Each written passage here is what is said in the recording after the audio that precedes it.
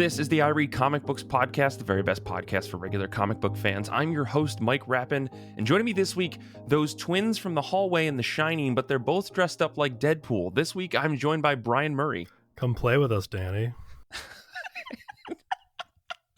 And our focus panelist for this episode, the one and only Kara Szamborski. Hey. Thank you both for joining me. I am 150% out of it today. I went to karaoke last night, and I am just completely melted from like top to bottom. So I apologize in advance if I sound like a scraggly mess. But we're here to talk about comic books. What was your go-to karaoke song?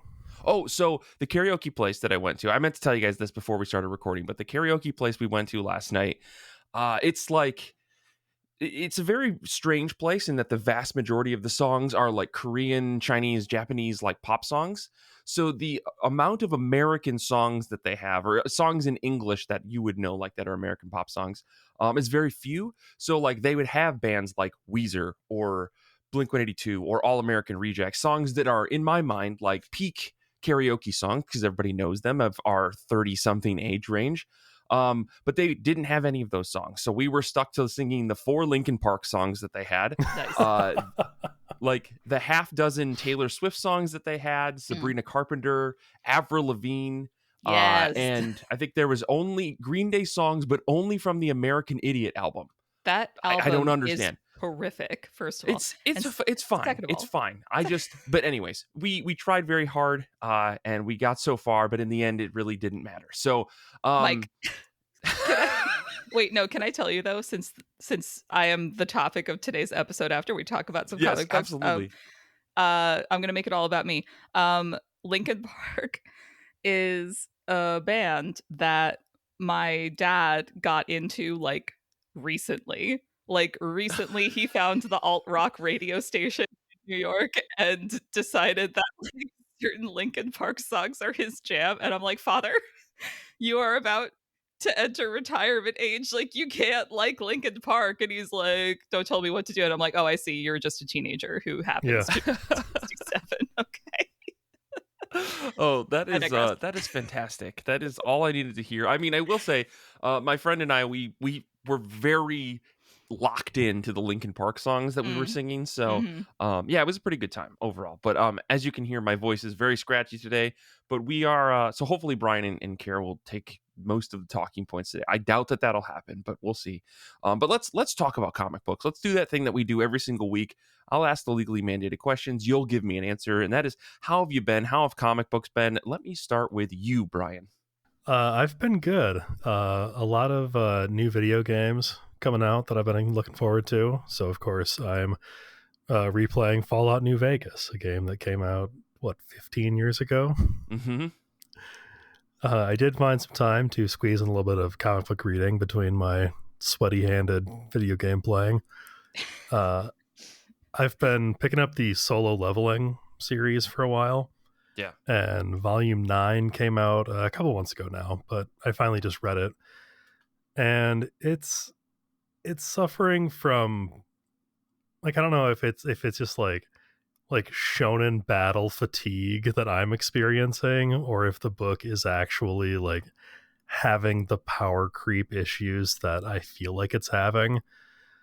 But it's one of those things where like you get to a point in Dragon Ball Z where you're like, any one of these characters could like stomp their foot in a tantrum and destroy the world they're standing on. Right. Oh. And that's kind of where we're getting with the main character of Solo Leveling. Okay. Where it's like he has this army of shadows that he can summon. And so he has each of these like shadow monsters that he controls is more powerful than any other hunter in the world. Mm-hmm. And so it's just like, either it's not a challenge at all, or he's facing these apocalyptic world-ending threats that nobody else can even be in the same room as. So Superman. You're describing Superman. Yeah. But without all the farm boy charm. Oh. I see. I appreciate you elaborating on your, what did you call it? Power creep? Yeah. Like power creep? Yeah, when you said that, I was like, surely he'll continue to explain this through context clues. And you did, because I'm not reading a lot of shonen manga, so that term is unfamiliar to me. But once you mentioned Dragon Ball Z, I was like, oh yeah, isn't there that level that they get to where their hair turns blue and there's a tail involved and it's like bigger than the Super Saiyan thing? Sidebar about me. When I was in elementary school, I would hang, when my hair was very long and very blonde, I would hang upside down from the monkey bars to look like Vegeta. As one does. Oh my god, I'm gonna treasure that mental image. Yes, same. I think what you were talking about, Kara, is Super Saiyan God Super Saiyan. I knew you would know. Yeah. I think there's an even longer name than that, but it gets the new Dragon Ball series that's coming out is going to even go further, which I don't understand. Like, they got to deity level. They were literally fighting gods of the universe and all of reality, and they are still trying to ascend like beyond that. I don't understand. Isn't the new one like Dragon Ball Babies though? Yeah, it's Dragon Ball. It's what? Dragon Ball. Like Muppet Babies, but it's Goku and Vegeta. Well, it's like that's a missed opportunity. Some evil magician or something causes all of the Z characters to become essentially chibi versions of themselves. Yes. So like they have all of the same-ish powers, but they're all just like bite-sized characters. Just little guys. Yeah, they're all just little guys. I'm going to adorable. This. It's like it's so cute. Like when Vegeta scowls as an adult, you're like, oh, that's intimidating. But when he scowls as a little kid, you're like, that's the cutest thing I've ever seen. You can't possibly do anything to me. And then he'll just blast a hole through my chest with a power beam. So, I don't want to watch it. And yet I love all of the action figures coming out of that series. That's a whole other conversation. So let's move on, Kara. Let's talk about what comics you've been reading. Let's talk about how you've been. I have been living my best Halloween life. The older I get, the more into Halloween I get, and I realized it's because, much as I love the other winter holidays, they require a lot of money and obligations, and Halloween is just, you can eat some candy, you can watch a movie to the level of your desired spookiness and or scariness. You can add a lot more black into your wardrobe if that's not your normal thing. Right. You can. Right. I uncovered, this is very exciting, I'm going to try this later. I uncovered a lipstick that a friend gave me that is like black with like green glitter in it. And so now I'm like, hell yeah. Like, I don't have a Halloween plan this year. I'm not like going to a party or anything. I will be wearing that lipstick while I watch Hocus Pocus wearing a Halloween themed sweatshirt in the comfort of my apartment. So awesome. You know, this is your 30s. I thought you were going to say, I learned to appreciate Halloween more as I've gotten older because as I get closer to death, I relate more to the skeletons or something like that. Wow. I thought we were going that direction. I don't know. No, I'm going the opposite direction. I'm like, I can do whatever I want. This is like the childhood fantasy right here. It's just like, have a lot of sugar, watch whatever movies you want, stay up as late as you want. True. Yeah, I went the opposite direction of like, now I have adult money. Now I can get the cool costume that I want. And I never go anywhere or do anything. So I didn't. Have the costume. But I had the tab open for like a it's the same kind of flight suit that Ripley wears in the original Alien movie. Yes. And I just had that sitting open for like 2 weeks. But it was like it's like $350 or something crazy like that. Like right, but like the image of I will never wear. But this is the thing. The image in my head now is just you just walking around your house on like a random Wednesday, just dressed up. It's like I bought it jumpsuit. I'm wearing it with my cat tucked under my arm. Right. Yep. He is not like Jonesy. My cat would not survive that film. Sure. I've been reading I'll get into comics in a second, but I've been reading a book called The Witches, which is nonfiction, and it's all about the Salem witch trials of 1692. And it's a very good but very dense read. Not to brag, but if I look at a 400-page book, I'm like, I can do that in a weekend. No, this has taken me like over a month and I still have 100 pages to go. But it's very good at like contextualizing what it was like to be living in Puritan New England at that time. And it's just, It's just a little unsettling because history doesn't repeat itself, but it does rhyme. And there are so many elements of this catastrophe where I'm reading it and I'm like, that sounds familiar. Where have we seen paranoid conspiracies about elites before? Where have we seen petty land squabbles turning into like baseless accusations against the other person? Like, it's all like family feuds and people not knowing what's going on and insecurity about like, oh, the Wabanaki tribe is gonna like raid us and kill us next. So like the woods are dangerous. You know what else could be in the woods, Satan? And there's just it's all just a little it's the rhetoric is so similar to what Mhm. we see now, and it's making me uncomfortable in a lot of ways. So this is where I segue into comics to break up the realness of this historical read.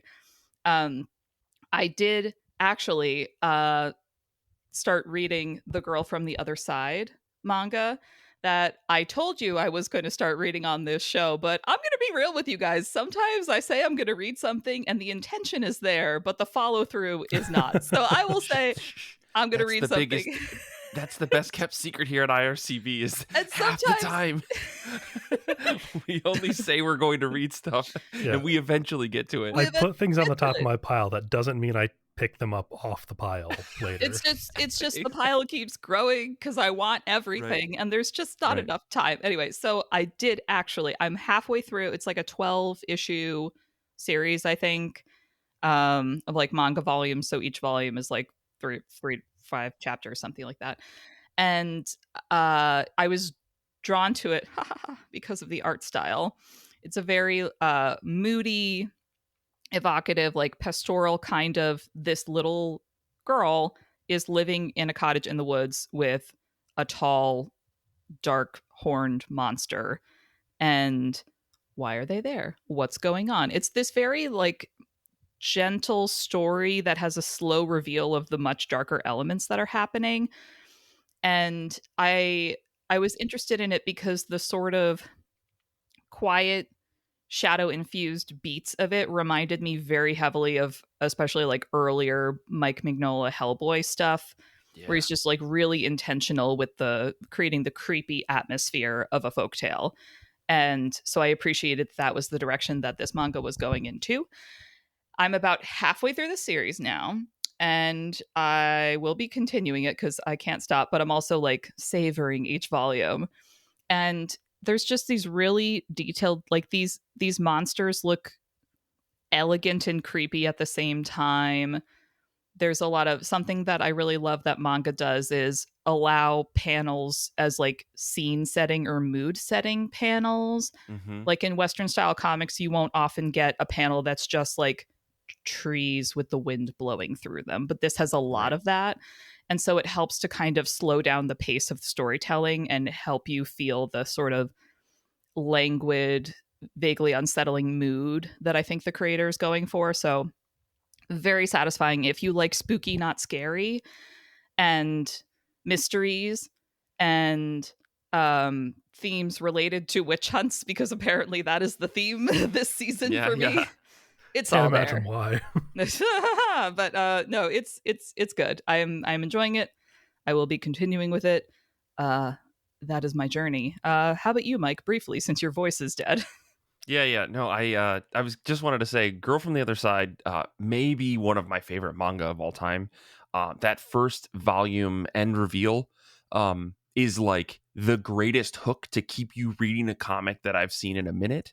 And like I always I've reread the series a couple times now, and that first volume always makes me immediately grab the second volume and start reading, because that it's such a devastating, terrifying moment for the characters in the story that I'm like, I have to know what happens next. So yeah, really, really love that. I'm so glad that you are reading it and that you've continued to read it. You're like halfway through. Reading it. it's that's just so exciting. Like I can't express how much I love that, because I freaking love that series. But for me, it's been a very, very busy week overall. Not doing anything other than literally playing video games online with people, which is like, how can I be mad about that? But that means that like all of my evenings have just been filled up with either D&D or Magic or Baldur's Gate or something else. Like I've just been doing that and I haven't had any time to read comics. But Comixology Originals, for better or for worse, sent us over copies of some of their latest number ones that came out. So I sat down and read Groupies number 1. This is by Helen Mullane, art by Tua Lote, colors by D. Cuniff. I was so surprised to see Tua Lote on doing something that wasn't, 1, a cover, or 2, a distillery book, because it seems like her whole everything has just been tied up in what Distillery's doing. So the fact that she was doing a Comixology original book was like, okay, let's see what this is. I wanted to try it just because I knew it was going to look nice. Like Lote's art is absolutely gorgeous. The thing that was kind of weird, though, is going through the first few pages, it's extremely hazy. I don't even want to say the book looks rushed. It just looks like very confusing in some panels. It's very beautiful. Like all of the people that she draws, as per usual, are just gorgeous, immaculate, statue-esque style people. But like it's a very interesting read. Like the story centers around a couple of women who are groupies. Their whole thing is just going to concerts and trying to, hook up with guys that are in bands. But there's like this dark undertone to the whole story where you're not sure if the people in this band are like vampires or succubi or what. And the book never makes it clear either. You get a lot of looks and like hungry looks from the men as they're looking at women, but then you get the reverse where the women are like really like hungrily chasing after these men. It's like I can't really tell who is the monster in this book, and maybe that's what the point is. But the book overall isn't really clear about a lot of things, and I couldn't tell if that was bad writing or if it was intentional. Ooh. Because the art is like very hazy as well. It's almost as if like you, the reader, are in this fog of the story because there's drugs and lust and all of these things that would really fog your mind. So I can't tell if this book is extremely clever or like kind of weird. But overall, like I felt like it's kind of good. Like I was intrigued enough with this like mysterious backstory that's happening where we have really no context of like people getting killed and sacrificed. But then we would flash back to like the groupies hanging out at parties. And I'm like, wait, where do these lines intersect? Why are you showing me these things? And that doesn't get resolved in the first issue. And part of me is mad. But again, the other part of me is like, well, I kind of got to see this through. Now you fuckers, you got me. So very interested in this book. The color work is incredible. Like D. Cuniff does a fantastic job putting you in the era of the story, which seems to be like 70s rockers, right? So like you get a lot of oranges and reds and browns, and when you get some stark colors that kind of shoot in to emphasize things. It's all really, really well done. It's a good looking book, albeit it's a little hard to follow at times. So yeah, I'm interested, and I really want to see where this goes. I'm so mad because I feel like every Comixology original book that I've picked up, I've been mostly disappointed in. So like the fact that we got a good one, I'm kind of like, maybe this is it. Maybe this is the book that's going to get me to try more of their stuff, because I've mostly been disappointed. I don't know. Well, it sounds like you've been trying it all already. You've just been disappointed with it. So what you really want is it to be good. I try like a number 1 when it comes out just to see. And usually I'm kind of just like, okay, like this is fine. This is this is a mid comic that I would rather spend my time reading other things, right? Sure. Like there have been maybe only one or two Comixology original books that I've tried that have been like, this is actually bad. They're all pretty fine, right? Like if you had a Comixology original subscription, that was the only thing that you were reading was just the free comics that you could get with that subscription. You've got a good set of comics. None of them are great, but they are good. And if you're just looking for something to read that's satisfactory, like you're going to be fine. But to me, I'm like, there are so many comics out there in the world, like, and I know that there are better ones, so I'd rather just read those. That's kind of what it comes down to. Mike, it's not free. You just prepay for them. Sure. Do you want to prepay for your mediocrity, or do you want to pay a little more for something that you like? Right. I get my mediocrity a la carte. Thank you, Brian. Well, anyways, so I would say maybe give this one a try. It's weird. I feel weird recommending it, but at the same time, I need someone else to read this to actually see if I'm going crazy or not. So that's all I'll say. Groupies number 1. It's very interesting. But looks like Paul in the Discord agrees with you. Good. Thank you. Okay, maybe I am right. Indication. Maybe it's just a muddled book. Maybe it is the kids who are wrong. Yeah. But let's move on. Let's talk about comics that are on the top of our pile, whether they are new or old or just something you're trying to get off your shelf. I actually, before we get into that, I do want to shout out. We had 2 new patrons join very recently. Dom and Hugh. Thank you both for joining. You just got access to a ton of different stuff in the backlog, a bunch of our post-credit stuff, and if you have access at the $5 level, you get access to like the full video episodes, all of the IRCB exclusive series, tons and tons of stuff. So thank you guys so much. Your support means a ton and makes this show work. So thank you. Speaking of Hugh, he was also hanging out with us on the Discord today. Their Discord pick this week is Nice House by the Sea, number 4. Kate's going to be reading Ancient Magus Bride, volume 18. There's 18 volumes of that series. Okay. And Paul is going to be reading the Lapham's Under Heist book.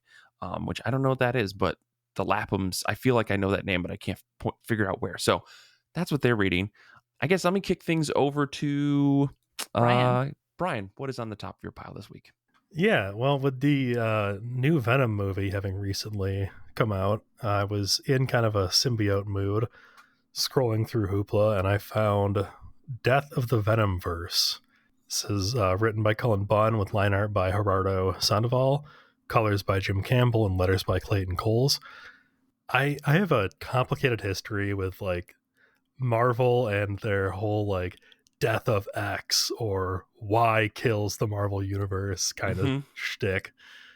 Like, buy our books, Brian. Be shocked, Brian. Be outraged, Brian. Buy more of our books, Brian. I mean, it works on me apparently. I'm not proud of that, but the blurb on this is: after being spurned by Cletus Cassidy and remaking itself in Null's image, the Carnage symbiote has been building up its powers, extracting unique abilities from villains all across the Marvel universe. Cool. And dude, like, yeah, my nephew is gonna freaking love this comic when I get it for him for his birthday. Yeah, I mean, I feel like your nephew and I are probably on about the same like reading comprehension level. So listen, I just know that he loves Venom more than anything, and this sounds like the peak Venom Carnage story. Like, oh my gosh! Can I tell you? Thank guys, you for bringing this to my attention, Brian. I went to the movies this weekend not to see Venom, but it was clear by the number of teenagers buying tickets in groups that the youth are turning out for Venom 3. Also related, I know a little while back I posted in our podcast group chat about these like excellent Venom t-shirts that Super Yaki is doing. I bought one because they did a Halloween sale. nice. I am getting Venemies to lovers on my t-shirt. Yes, perfect. The boyfriend's one was sold out, but you know, I'm sure it'll restock at some point. It's too good not to. I love Venom. I don't read any. I have never read a Venom comic, and the only reason people got me to watch the Venom movie with Tom Hardy is because it was described to me as Tom Hardy is an odd couple with himself. And so that I went to see the movie being like, hell yeah, Marvel rom-com, let's go. I know it's Sony, don't at me. And that premise delivered. And also, Venom is just hilarious. Like, the way that Tom Hardy does Venom is extremely funny to me. Just like, he's so over the top and like campy in his grotesque delivery that I'm here for all of it. And so part of me like hesitates to read the comics because I know I won't get that in the Venom comics. I'll get more like edgelord shit. So if anybody knows of a Venom comic that is more Tom Hardy campiness and less whatever loaded down with Marvel lore Venom stuff usually is, who knows? Maybe it's this one that Brian's going to read, and then I'll find out. Yeah, I wouldn't put money on it, but I'll let you know. Thanks, Brian. Yeah, I just rewatched the first 2 Venom movies because, like I said, it's just been in my head, and I forgot how like utterly mid the second one was. Yeah, like I would like it more if it was a worse movie. Yes, agree with that. I saw the second one time. I've seen the first one a couple times, but it's one of those movies that just like lingers rent free in my mind because I remember like how delighted I was watching it.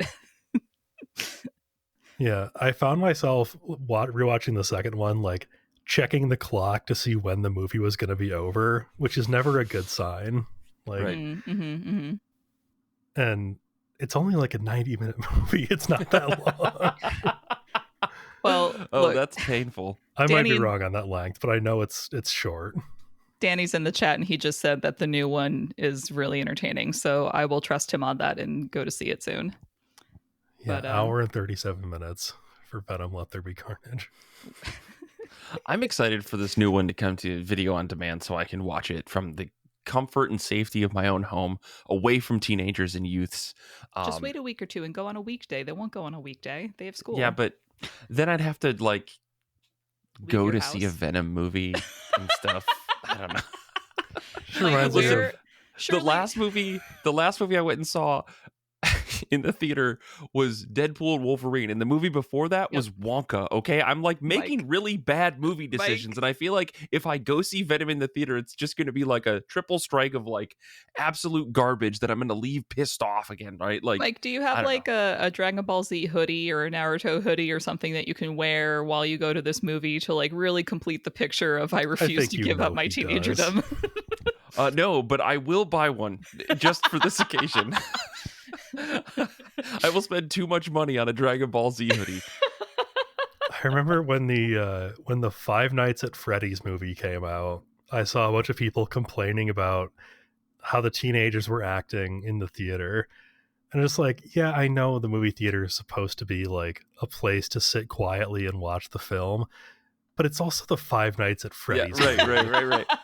Like, did you not expect this to happen?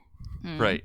Mm-hmm. I mean, it's like what teenagers do to scream as they watch Five Nights at Freddy's videos. Yes, exactly. All right. Well, I'm going to force us off of this topic and move on and talk about another comic that I'm going to be reading next, hopefully. Or at least it's going on the top of my pile. Let's be honest here. This is Ghostbox #1. This is by Mike Carey, art by Pablo Raimondi, colors by Jose Villarrubia. I'm doubling down on Comixology Original, I guess. I don't know. This one also came in the slew of new #1s that we got. It's Mike Carey. He's a pretty good writer. I've read some of his books. I actually really like some of the comics that he's written in the past. So let's try this book out. It sounds interesting. It's basically like a young woman inherits her uncle's estate after he passes away, and then she lists some of the items on sale. Like, it's a huge house. I mean, what else are you going to do? So she sells some stuff online. One of the items, though, someone seems like super desperate to get. It is this box, and she doesn't know what it is, but the person who wants to buy it is like adamant. They need it, and maybe they go over the line to try to get this thing. I think this is the titular Ghostbox. I don't know what this actually means. I'm going to probably literally read this maybe right after we get off this episode. But there's something about cursed items in movies and comics and in general in stories that I just find like particularly fun, right? Like Hellraiser is really fun to me because it's just like this dumb cube that then causes extra dimensional beings to come kill you, right? I like the idea of the movie 13 Ghosts. I don't know if you guys ever saw that movie way back in the day. There's like cursed items. The cursed house is like, it's such a like ridiculous idea. It's very funny to me. Like, it's over the top like horror in some ways. So I'm excited to see if Mike Carey goes that route where this is just like, it's the scariest thing ever because this box is haunted. And that, to me, that is the dumbest concept. But at the same time, when you're writing a story like that, the characters who are in the story don't know that it's a dumb concept. So they're just legitimately scared. But I can safely sit at home and laugh and go, that's dumb and funny. Mike. So I don't know. I'm excited to try this because, again, I find this concept to be very funny. Well, okay, you were describing that, and my brain was unlocked. It brought me back to, let's say 2013 Comixology, in the like internal system that we had to like manage all of the like metadata of all the comic books that were coming out. And that's how you discovered a lot of comic books that you just otherwise wouldn't have heard of. And what you're describing sounds very similar to Jennifer Love Hewitt's Music Box comic book series from IDW. Yeah. Deep wow. cut. For some reason, Jennifer Love Hewitt was writing comic books, right? Or she was, her name was on a comic book. Her name was on a comic book. But yeah, just looking at skimming the Wikipedia entry, strange occurrences happen when these people open this box. So I'm like, what is it with box it? People just all the way back to Pandora. You get a box, weird shit happens when you open it at the end. That's the plot. Yeah. I mean, we're an innately curious species. Right. Right. We see a box, we gotta know what's in there, even if it's gotta open that box. Yeah. Spoilers for 7, I guess. Yeah. Wow. Kara, will you wrap us up with what is on the top of your pile? Oh, sure. Before we take a quick break. Sure. This will be simple. I will be completing the Girl from the Other Side manga series, and then I had a little bit of an ask for Mike / our listeners, because our listeners who are under the age of 30 and online are going to be aware of the Jellycat plushie phenomenon. This like plushie company that makes, like, I would say slightly overpriced plushies is like having a moment. Here's my anecdote. I was shopping with a friend visiting from out of town, and we ran into Jerry Seinfeld and his daughter shopping for Jellycats. And so they're like a thing, and there are several shops in this area that stock them. And I have fallen in love with one. It's a tiny, rotund vampire frog that's frowning, and he's adorable. And I really want him, but I don't want him $40 worth. So I'm waiting to see if he goes on sale. Anyway, this sparked in my mind that I really liked reading Council of Frogs. And then I remembered that Mike went through like a frog comic book phase. And so I couldn't remember, Mike, what was the other name of the frog comic book that you were reading around the time you read Council of Frogs? Can you remember? If you don't, that's fine. Me. But I will listen. Here's the problem. If I wasn't so moderately hungover, I maybe would be able to pull this out of my brain. But I cannot remember. But I know what you're talking about. I was like back to back reading frog comics. Yep. It turns out I'm still on that frog kick because I am currently in the process of backing a Kickstarter that is all about frogs in armor and stuff. So it just doesn't ever stop. This Kickstarter. I'll find it. I'll find it and post the link in our Discord chat. But anyways, so I yearn to read more comic books about frogs. I'm very much about frogs, and for some reason, my brain keeps expressing this desire to consume frog content as a frog. Like I just want to keep saying frog. Okay. Can't say why. Well, Halloween's getting to me. Frog with an A and 2 H's. Frog. With that, we are going to take a quick break.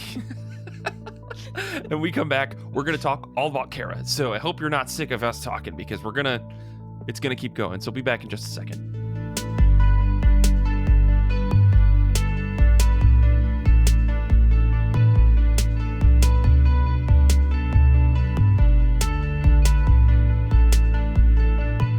For the second half of our show this week, we are talking about the one and only Kara Szamborski. Yay. A fantastic human being in all regards. Kara, your first episode on I Read Comic Books was episode 105, an episode that I don't even think is in the feed anymore. It's not in the feed anymore. You'll never know what I said.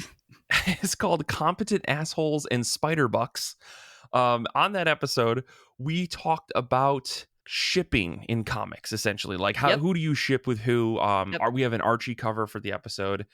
This is back before I put any real effort into the show notes, so I don't really know what else we talked about, and I didn't listen to the episode in its entirety, but still extremely on brand for me. I love that my debut was just indicative of everything that would come afterwards. Yeah. And I think you joined the show, I think, after the Comixologist podcast ended. And I basically was like, it didn't end. The host became Tia. Right, that's what it was. I was removed from my position. There can only be one girl. So Tia was the new girl. And you very graciously gave me a home here on your island of misfit toys. Right. And so I was like, I gotta get that voice. She's a great voice. She knows how to talk about comics. Got to have someone on the show. So you joined the show, and Brian and we came up with a bunch of questions to ask you. So I guess we can start with. I think we'll start with one that I put a little bit further down in our notes, which is like, what was it like? What to basically get asked to come on this show for you, and then why do you stay on this show? That's what I'm curious about. But not to put you completely on the spot, but I am curious. Well, since we're opening it up with therapy, my overwhelming feeling of being asked onto this show was a combination of surprise and gratitude. I would say gratitude was number one because that was a dark time for me. That was like a total identity loss moment for me. Getting invited to leave Comixology was not great for me in many ways. And something that was really hard for me was feeling like I was like, I'm a queer woman in comics and I'm going to change the world. And that just like capitalism doesn't care. So getting to have some a respected colleague like you, Mike, say like, hey, would you like to continue sharing your voice? I will welcome you onto my platform so you can continue being your weird self in public. And I was like, thanks, Mike. But it was really, honestly, I didn't want to read a comic book until like a couple of years ago because this was like such an intense identity death moment for me. And being on this show gave me the structure of like a purpose and a community to keep reading comics. They're easily the first like 4 or 5 years that I was on this show, I was only reading comics because I knew I had an episode to record. And I was really stubborn about it because I didn't want this like psychologically destructive environment and situation for me to remove something that had been so important to my life. And so it was a combination of like stubbornness and having this really positive like show community and listener community to be a part of that kept me going. And now that this has become an excellent part of my healing journey. And now I'm at a point where like I am picking up comic books to read for fun again. And it's really because this show like gave me the motivation to keep pursuing that as a hobby, as something that like became meaningful for me again in a positive way. So that's why like my overwhelming emotion continues to be gratitude about this opportunity and this experience. So thanks, Mike. Am I going to make you cry? I mean, maybe a little bit because this is not an episode about me. We can talk about anything else in the post show. But you know what? That is great. I'm glad that this all worked out because honestly, you're a fantastic voice on the show. Oh, thanks, Mike. And I mean, you are at this point our resident Archie expert, and I think you at least came on the show as that. I think clearly you have much more broader interest. Star Wars is also a thing you're into, but as well as many other things. But I'm curious.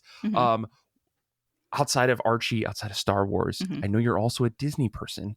Yes. So what is your favorite Disney movie? And has your favorite changed over the years? I know this is like a weird question, but I was we can't just ask Kara about Archie. We got to ask her about Disney, which is the other thing that I can't stop hearing you talk about. So, oh yeah, I talk about Disney a lot. Disney has sort of always been part of my life. Like grew up watching a lot of the movies. I basically like in thinking about this question, which thank you for giving me advanced warning about these questions so I had time to like catalog my thoughts.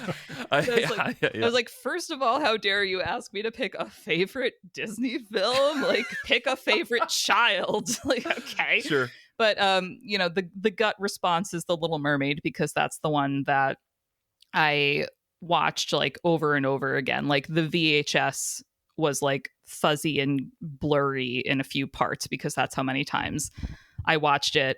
Right. A favorite anecdote of my parents is that I would just like, as a tiny child, just like sit there and watch the movie like wide-eyed and like not really like saying anything or interacting, just like a silent like staring child. And they were starting to like worry about me a little bit and be like, is she like what's going on here? And then their story is like they were driving in the car one day with me and all of a sudden they started hearing the Little Mermaid soundtrack and they were like, well, we didn't put the cassette on, like what's going on? And they like looked in the back and I was just singing the songs because my like silence of observing the movie was me like studying the lyrics and like waiting until I knew them before I performed. Right. And I was like, this isn't indicative of the rest of my life and my approach to things at all. Perfectionist, what? Needing all the answers first, who? Sure. So, but like, you know, heavy on the childhood rotation were also like Fantasia, The Jungle Book. Favorites for me were definitely Robin Hood, Sword in the Stone. I have a very fond place in my heart for Peter Pan and Aladdin because that became like the template for all of my like imaginative play with certain groups of friends and my brother. So it was like I was always one of the girl ones and the boys always got to like rotate all the boys. But it was just like those are very lovely childhood memories for me. So like if you just like put on Aladdin, I'm just like, fuck yeah, let's go. So those definitely were like the background of my childhood. And then I remember so vividly seeing the Pocahontas trailer for the first time. I was in like kindergarten or first grade because I have like a composition notebook that I was using as like a proto journal kind of thing. And I like the image of her hair like swirling in the mist was so imprinted in my mind that I like rendered her in my journal as like a kindergartner would do, where she's like mostly shapes and like her hair is a triangle block. And I had inscribed her name as Pocahontas because I had missed that it was a P. But like, you know, I put down like what year it was coming out. Like that's how hyped I was for this movie. That was like the first time I like chose like I want to watch this movie. And I know for so many reasons that movie is a problem, but it has such beautiful music and the message about like being connected to nature and aware of each other's differences. I think there is a lot of good in that film that still means a lot to me. So I am grateful for it, even though it really could have done a better job of like, I don't know, not romanticizing a historical character. Like she's the only Disney princess who's like based on a real person. And you're just like, why? Just make a new character. Anyway. So we're definitely like scratching the surface of something big there. But. Yeah. But, like, I thought Cinderella was based on a real story too. No, I'm just kidding. So, and then like getting older, like, oh man, I used to be able to quote every line of The Emperor's New Groove. Like that was my party trick in middle school. Like you could this is why you and Kelly get along. I get it. I understand now. Say a line from The Emperor's New Groove and I would just go with it. Like I would just recite the rest of that movie from that moment. I love it so much. I cannot remember laughing as much as I have like the first time I saw The Emperor's New Groove and saw like just Yzma's transformation into a cute cuddly cat in the third act is just, it's so good. And now that I'm older, like reading more about the history of that movie and how it was supposed to be something prestige and completely different, and they scrapped it basically at the last minute, and like I really love the slapstick, like absurd version that we have. It's interesting to think about what might have been if some of their other prestige projects hadn't have tanked. And that's why I think Disney like still remains important to me. It's because like I can enjoy I enjoyed a lot of these films as a kid.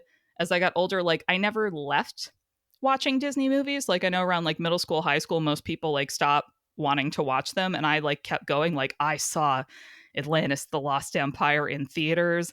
We were late. We ran in like during the opening scene when the island is being subsumed by the waters, and like then you meet Milo. The whole like Kida like turning all like glowy and being part of the crystal thing, like so similar to like Sailor Moon and similar like girl manga iconography at the time, and huge influence on like how I was thinking about just like my superpowers if I was a Teen Titan in high school when I was drawing my own fan fiction and cartoons instead of paying attention in math class. But, you know, okay, I digress. But, okay, a film that I've definitely seen on loop probably as many times as The Emperor's New Groove is The Rescuers. Not The Rescuers Down Under from the 90s. I'm talking about the one from the 70s, from that like weird Disney time between Walt Disney's death and before the Disney Renaissance, like the late 70s through the 80s was a very weird time at the Disney studio. Like they didn't really have a hit. They did a lot of more experimental things. That was when you got like The Black Cauldron and Oliver and Company, a film I still haven't seen, but is next on my chronological watch list. And The Rescuers is such a dark movie, like thematically as well as visually. It's like the backgrounds are done, it looks kind of like they used oil pastels. It's very like, it starts out in 1970s New York City, which like had a really grimy bad rep at the time. And just like diving into that movie is such an atmospheric journey. I had a phase in middle school or like early high school where that was the only movie I wanted to watch. I think I looped it like 20 times before I like got out of that moment and needed to watch something else, because I was like, this is the only thing I want to be in right now.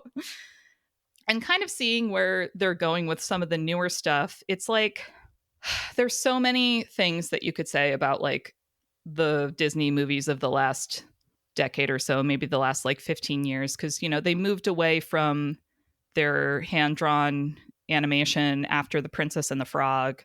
And now like everything is that like 3D computer look that Pixar pioneered. And like, it's sometimes hard if you don't like pay attention, it's sometimes hard to know like what's a Pixar movie versus a Disney animated movie, because they all kind of look the same, but the Pixar ones make you cry more. Anyway, but like you know, so it was interesting because I was thinking about like, oh, like what of the newer Disney films have I actually enjoyed or like have had an impact on me in the way that these earlier ones did, in terms of like, oh, you have nostalgia for it, it was part of your childhood and therefore you're going to like it even if it has problems.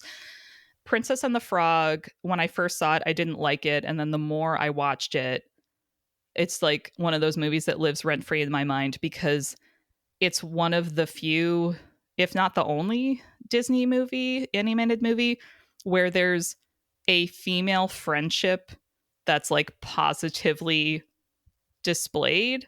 Like they don't often have friends in Disney movies. You have a little animal sidekick.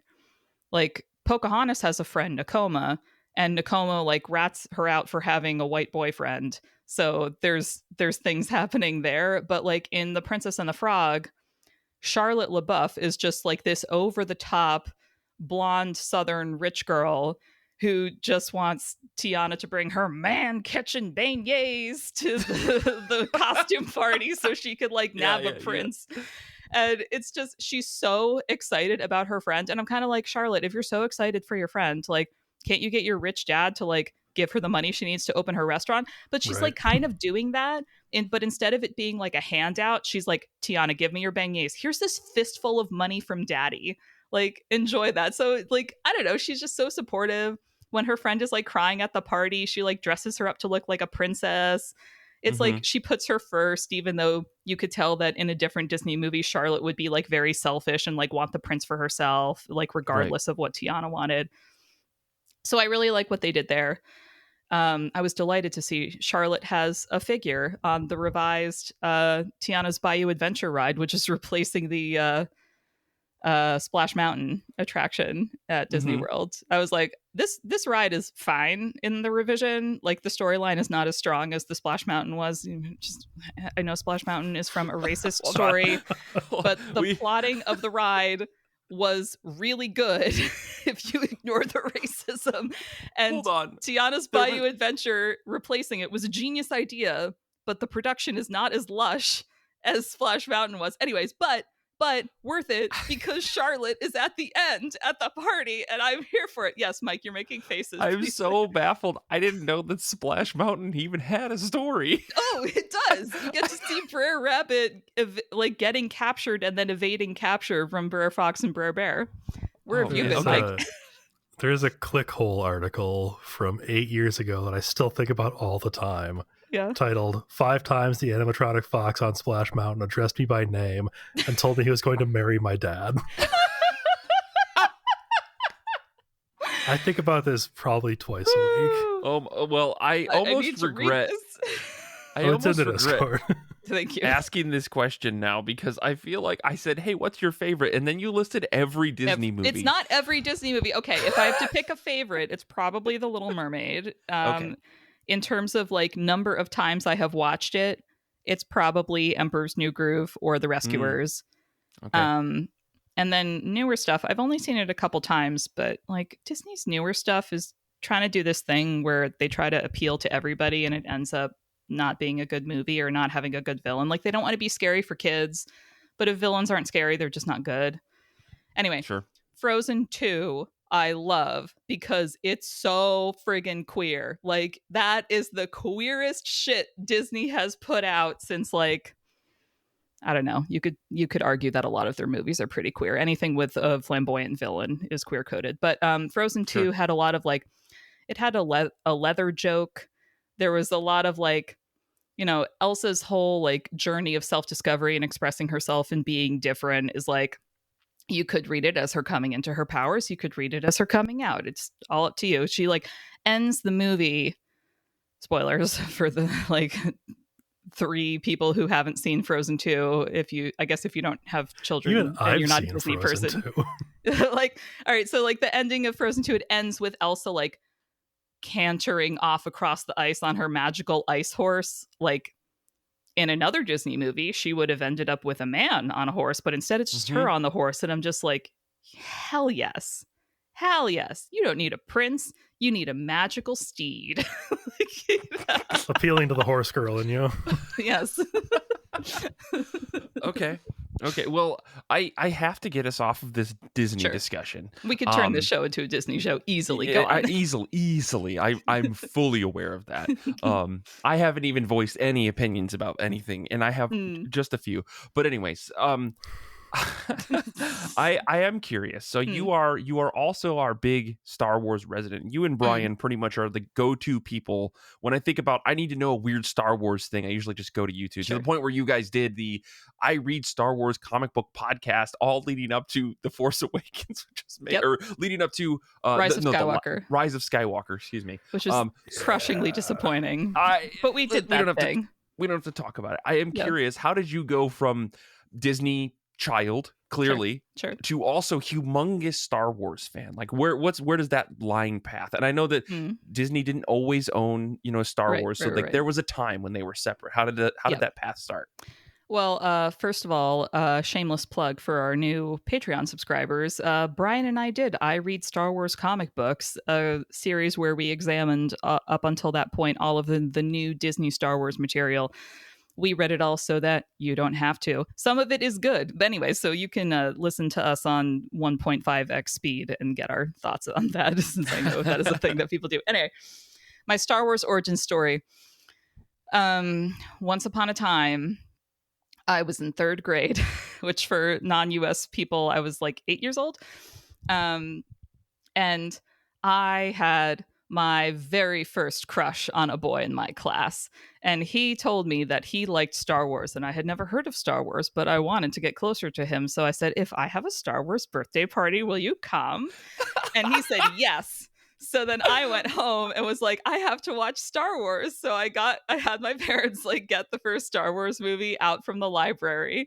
And I watched it, and I had a Star Wars birthday party. And I was really mad that I couldn't get, like, speaking of being an adult with adult money, I was not an adult with adult money. So I had to depend on my parents to decide whether or not they were going to buy me an overpriced Princess Leia costume. And they decided, no, you can wear something sort of white from your grandmother's wardrobe. So my Princess Leia costume was a white jacket covered in rainbow sequins. So that should tell you everything you need to know about my aesthetics. And but anyway, so needless to say, the boy very quickly left my interest, but Star Wars became like a good third of my personality. So he left, but Luke stayed, is what I'm hearing. That's and it's just that Star Wars is so appealing to me for so many reasons. I think it spoke to me as a child because, like, it is a movie that is the original Star Wars parentheses and episode 4, A New Hope, is such a good all ages movie because it is a fairy tale monomyth set in space. Like, if you have consumed a fairy tale, a story of any kind of classical structure, you can watch the first Star Wars movie and be like, all right, here's the good guy, the bad guy. The knight is going off to save the princess with the help of the wizard. There's comedic relief from some fun sidekicks. It really just like took all these very basic elements of storytelling and gave it to people with lasers and like an outer space setting that had some really cool production designs, especially given like the limitations of technology at the time. Like, it could easily have looked very cheesy, and instead it looked like this world that people were inhabiting. And I think that made it easier for people to like grasp onto. So definitely it's easy to like hold on to as a kid. Like, that original trilogy is like, it makes sense. Even if you don't know like every single line of dialogue that's going on, you know Darth Vader's the bad guy because he's like dressed in black and is imposing and chokes people and like has a vaguely skull-shaped mask. A skull-shaped mask, a red sword. Like, you can tell instantly like who the good guy is, who the bad guy is. And I think that and you know, so as a kid there's obvious appeal, and then as an adult there's just so much to unpack. Like, you can go into how the first Star Wars movie definitely, like, part of its success was owed to the fact that it gave this clear good guy, bad guy narrative using this almost like nostalgic World War II quality, Buck Rogers, what is it, Seven Samurai, just like all these older films that really influenced George Lucas's filmmaking on this and storytelling on this, and realizing that like, oh, the country was just coming out of the Vietnam War era and the Watergate era, and just like everything that was messy and frustrating about the 70s, like inflation, waiting in the line at the gas pump, just like all these things that made life like really chaotic and frustrating for a lot of people. And then going to see Star Wars and you're like, I knew who the good guy is, I knew who the bad guy is. Like, I honestly think that sidebar, I honestly think that's why there is a lot of nostalgia for World War II, and people like don't want to talk as much about the Korean War or the Vietnam War because they're like, well, but World War II, you're like, the Nazis were bad. Right, like, right. So for Star Wars, like, there's the clear appeal in knowing what the sides are on. And then with the additional movies and just the books and the comics, like, there's always more to explore. There's always more to either love or to hate.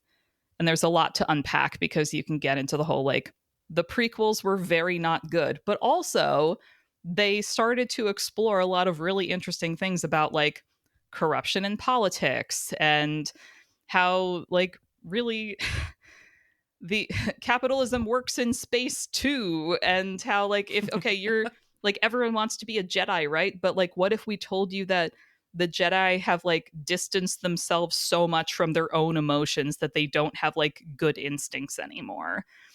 So it's just like, there's always something else to unpack. And then at the end of the day, it's also laser swords in space. And like, who wouldn't love that? So yeah. I think as I've gotten older, I've gotten more fond of the space wizard bureaucracy parts of those films. Sure. Definitely did not really vibe with me as a 10-year-old or whatever I was. Yeah. Right. So it's good. And then I think with, like, you mentioned Disney acquiring Lucasfilm and all the Star Wars stuff, and I think they're trying to be like too precious with their revised canon, and I think it makes for some awkward storytelling that just like, if it's not a David Filoni animated show, it's probably going to be mediocre at best. That said, I am grateful for some of the Disney era things. Like, I really enjoyed Rey as a protagonist because she doesn't know what's going on and she wants somebody to tell her what to do. So you kind of see her journey of going from like, I don't want it, to who am I and who do I want to be? And I just thought that, like, I know everyone goes on and on about Adam Driver in these films, and he is good, but like, We already saw. I guess We saw. Yeah, okay, Mike. But like, I don't know, like moody, angsty teenage boy who takes out his rage on people by like killing them is not as interesting to me as like girl tries to find her place in the world. And on a much lighter note, I am so friggin' obsessed with Poe Dameron for so many reasons. Like Poe Dameron in The Force Awakens is so fucking hot. Like he's just everything about his confidence and swagger. In like the subsequent movies, he's like less of that like clarity of the archetype of like, I think they were trying to make him be like sort of the Han Solo character, but without the banter. Yeah. But him in that first movie is just chef's kiss. There's that moment where he just like his eyes flick down and back up when he's looking at Finn. Yep. Oh. That spawned a million fanfics. But also, like, okay, I don't know if you have seen any of the Lego like holiday specials, the Star Wars Lego holiday specials. They do like a Halloween one, there's like a Christmas one.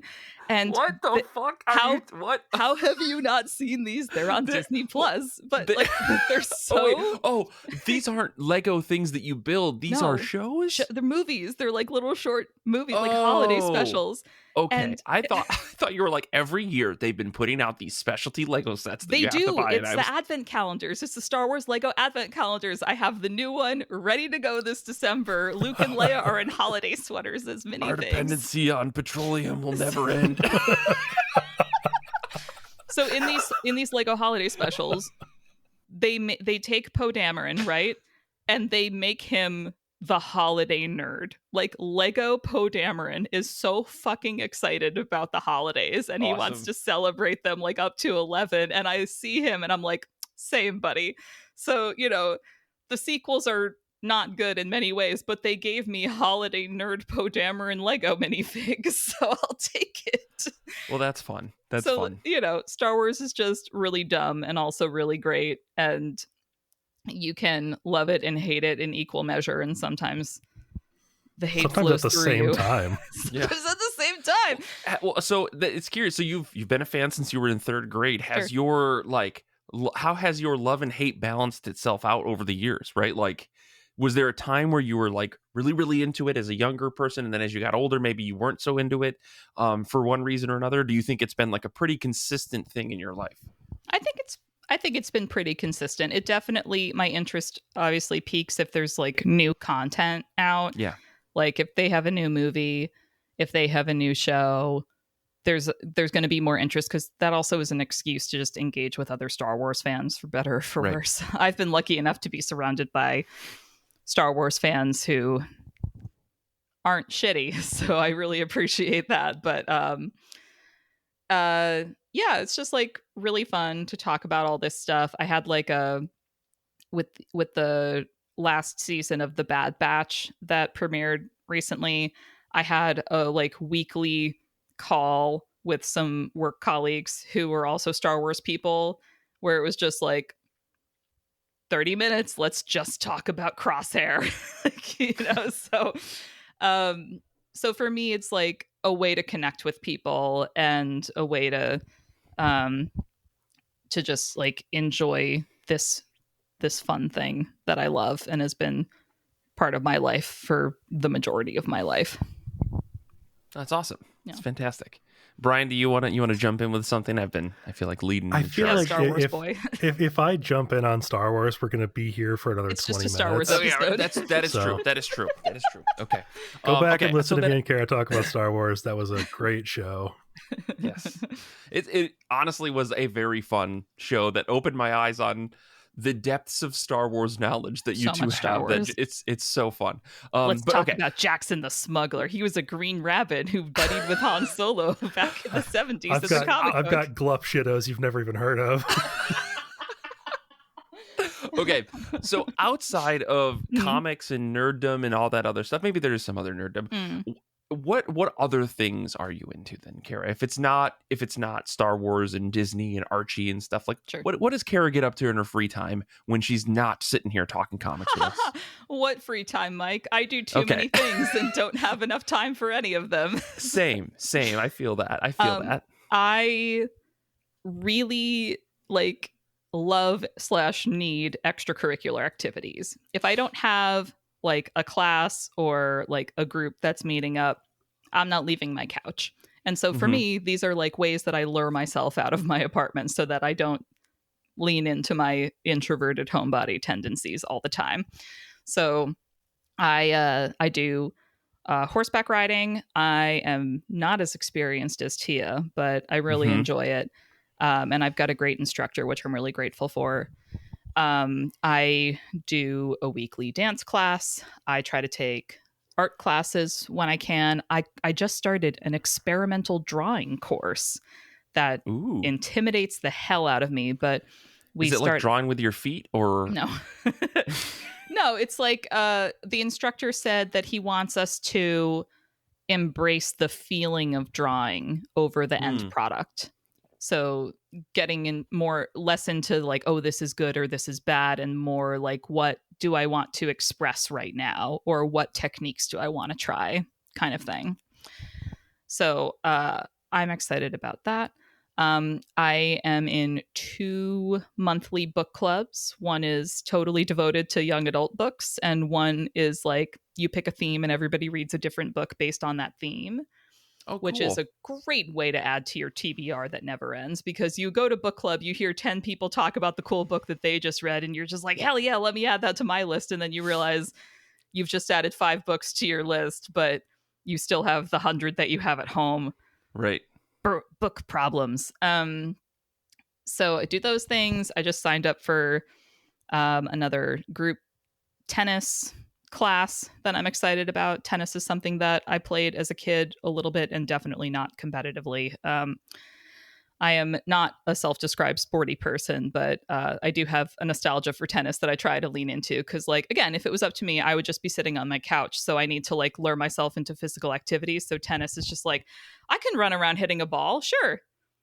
I have a racket. It's a hand-me-down. It's fine. I got it checked out. I can do this. But again, like I need that structure of it, because finding somebody to play tennis with is hard and intimidating, especially if you're a newbie who's like, I can't serve.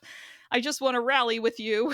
So I like going to the movies. I like trying new restaurants. I'm really lucky to be living in an area that has like a terrific growing restaurant scene. Nice. But food is expensive, so that's a sometimes treat. And I'm getting better about making my food at home in a way that is delicious to me. And as you all have gathered from listening to this episode so far, I really love holidays. I'm like Lego Poe Dameron. So so like I'm in my Halloween zone. I just bought a sequined turkey pillow at Target. It's a pillow that looks like a turkey, and it's sequined and beaded and beautiful, and he's gonna sit on my chair in my living room with me for November. And then I've got my Christmas decorations and my Star Wars Lego advent calendar ready to go for December. And it just, I love all these things. It's always interesting to hear about how people like decorate and stuff for various holidays. I was going to make a snide joke about who decorates for Thanksgiving, but that's not the point. The question is, between these holidays, where are you storing all of the paraphernalia required for said holidays? It's a great question, because I have extremely limited closet space, and like people who have been in my apartment are going to laugh at me, because I do have a walk-in closet, but the walk-in closet is designed for hanging clothes. It is not designed for storing things. There's like very little cabinetry or like closed door closets in my place. So for my holiday decorations, I do have to be like, where am I going to store this? If that was not a limitation, I would have the 12-foot skeleton from Home Depot in my living room right now.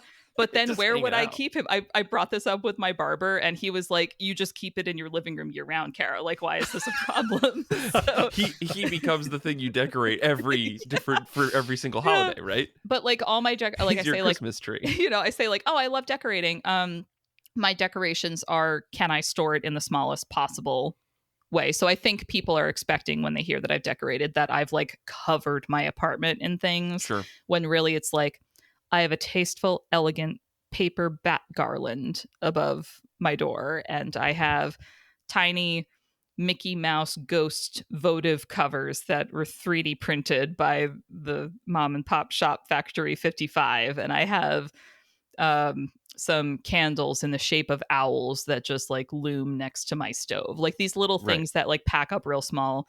The turkey pillow, I almost didn't buy him because I was like, where will I store you? And the answer is in one of the top cabinets in my kitchen, which is too tall to reach, so I don't use it.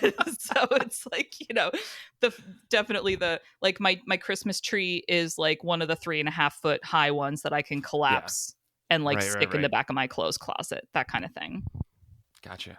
Yeah. My favorite Christmas decoration, which I will interrupt you just to say this one thing, which easily packable and Star Wars related. It's I forget where I found these, string of Christmas lights, and the baubles are Yoda dressed as Santa Claus. This is pre-Grogu taking over everything. This is like grumpy old man, 900-year-old about to die Yoda dressed as Santa Claus, and he lights up. I put him on my bookcase. He's so wonderful. That's great. Well, I don't know. Brian, do you have any questions you want to ask Kara before we get to our final question of the episode? No, I'm excited to find out what books Kara's got for us. Yeah, so Kara, we ask this at the end of every single panelist episode. Knowing us for a little bit, 300 plus episodes of knowing each other, maybe and beyond that, because we knew each other before you were on the show. What comic, or what is a comic that you would recommend for me and for Brian? Like if you had to pick one for each of us. Okay, I'm going to start with Brian because Brian is easy, because Brian and I are the kids mashing our action figures together saying, "No kiss." So like 100%. Yeah. So like I can give whatever like schmoopy horny thing I want to Brian and he'll be like, hell yeah. So remind me to tell you about the vampire romance I have on deck. So you know, Brian's my Star Wars buddy on the show, so I have a Star Wars recommendation to Brian that is from my youth and also has a horny story in it. Star Wars Tales Volume 1, which was a Dark Horse series that was like I don't know if it was like every issue or like every issue had like multiple stories in it, but they're all like standalone Star Wars tales. So it's really easy to just like read one. If you want like a quick Star Wars hit, this is a great way to do that. And my library had a copy of this book and I must have read it like 100 times. And when I saw it in the wild in my early 20s for sale, I bought it promptly. And the reason I call this out as like a horny book is that there's a story in it that has Mara Jade as a character. And this is like before I knew about Star Wars Extended Universe stuff. So like Mara Jade in the previous non-Disney continuity was like the Emperor's hand and like ends up marrying Luke and all this stuff. So she's like good, bad girl gone good or whatever. And in this story, in this comic book, she's like super Michelle Pfeiffer Catwoman. She's like in her like skin tight black leather suit and she's like taking out all these rebel dudes, but like lying on top of them and seductively like pressing her finger to their mouths, being like, shh. And so it's like so like wretchedly over the top, like a man drew this for men, but also like kind of a sexual awakening reading that and being like, oh, this feelings? Okay. And so like, I don't know what to do with this, but like there's other stuff in there that isn't as horny. But when I was trying to think of a recommendation for Brian, I was like, the slutty Mara Jade story in the Star Wars comic book. Nailed it. Perfect. That's you know, everybody loves a good redhead, right? That's Mara Jade, of course, is a redhead, right? Of course, she's a redhead. She's a bad redhead, which is even better. Ooh. She's not bad. She's just drawn that way, Brian. I brought in a Disney reference too. Can't be stopped. Rude. This is what happens when you make the episode about me, Mike. I hijack it. Okay, so Mike is harder because Mike has read everything. And a lot of the books that I have on my shelf are like things that Mike has said are good. So I was like, God damn, what do I tell Mike to read? He's already read it. So I also went back into my like formative adolescent comic books from the library swamp in my brain. And I pulled out Boneyard by Richard Moore. And I'm pretty sure I talked about this on the show before, but since it's Halloween and it's appropriate. So Boneyard is about like an everyman character who inherits a graveyard from his grandfather. He arrives in town to sign over the deed to the town, only to discover that the graveyard is inhabited by a variety of monsters with witty banter. And because Mike loves lovable squads of misfits, I was like, oh, Mike should read Boneyard. It's like the X-Men, but they're all monsters. There's like and it's the first volume can be read as a self-contained story. It like the last page does a cliffhanger type thing, but for all intents and purposes, like the plot is resolved. It is very fun. I just like reread it to double check and be like, ooh, was this like teenage brain registering this as a good book, or is this something I can actually still recommend to people? I can still recommend this to people. I will say it was originally published in black and white, and then they went back and like colorized it. I do not think the color helps it. I think it works much better as black and white art because the art was done that way very intentionally to take tone and like whether they're using like black or white or shading. It's very intentional and it draws your eye to where it needs to be. And I think the color makes all of that intention a little more messy. Like reading the color version, I wasn't sure like where my eye was supposed to be drawn. So I would recommend Boneyard, but the black and white version. Gotcha. That's good to know. The Snyder cut. Yes. Rude, Brian. Well, that's great. I will definitely look into it. I like the cover on this, so this looks fun. Yeah, I'll take a look. I'll give if I can find it. Seems like it's not available in Hoopla, which is annoying. But maybe I'll just snag it, man. I'll just buy it. It's only $10. We'll see. But thank you, Kara, for these recommendations. I always appreciate it. Oh, yeah. And we did have a couple of other questions that Kara did write some very nice essay length responses to. Sure, but I gave you essays already about Disney and about Star Wars, so here we are. So we're gonna put all that as usual. Our show notes go up on Patreon, so if you want to see that, it's on Patreon. But thank you for this, Kara. Thank you for thank you walking through all of these questions and giving such detailed answers. And I'll say thank you to Brian for being on the episode. Thank you to Kait for proof listening. Thank you to Zander for editing. Next week's show, we've got a special guest. Should be pretty fun. And I think that's it. I want to say thank you to everyone listening live on Discord as well. Thank you to you, the listener out there, all of our patrons. You're fantastic human beings. I guess until next time, comics are good, and so are you.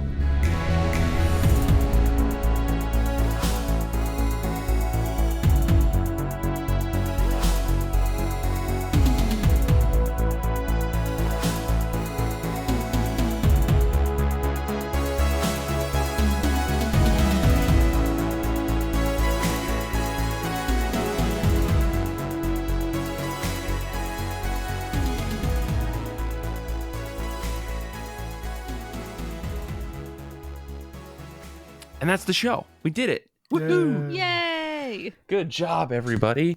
Can I share a thought that I thought in the middle of this episode but didn't have a good place to say? Sure. I realized that if this show was the Marvel Universe, Zander is the Watcher.